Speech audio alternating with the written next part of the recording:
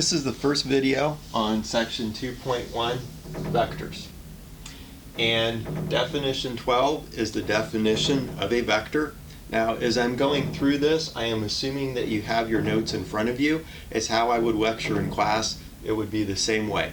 I would simply assume that you brought your notes with you to class, and I will assume that you bring your notes with you to class, and I will go over some of the notes in class, and I will go over some of them in the videos.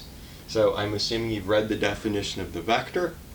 Example 13, the vector just represents the change in position from the point A25 to the point B, -2, 3.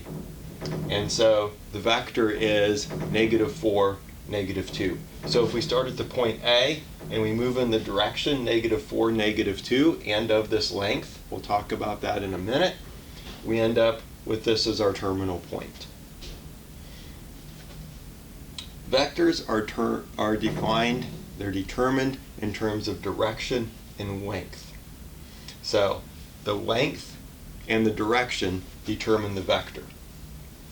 So to illustrate this, we look at example 15. When you look at the notes, there are several illustrations of the vector 1, 4. That vector is drawn in many different places with different initial points and different terminal points.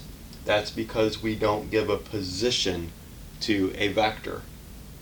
It just has direction and length. This is our notation for the set of all vectors in Rn. In the notes, we have a bold-faced V. I can't do a bold-faced on the board, so I put an arrow over it to indicate this is a set of vectors.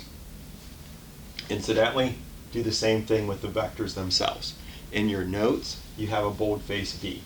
I can't do a bold-face on the board, so I put an arrow over the V to indicate that it's a vector.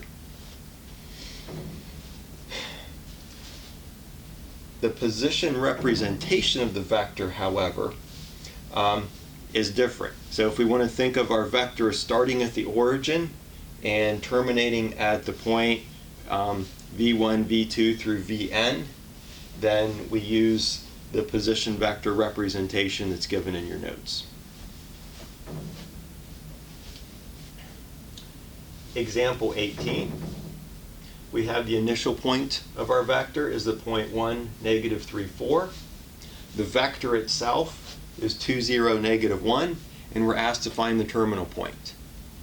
And it looks like when we find these coordinates, all we did was add these numbers together, and that is what we did.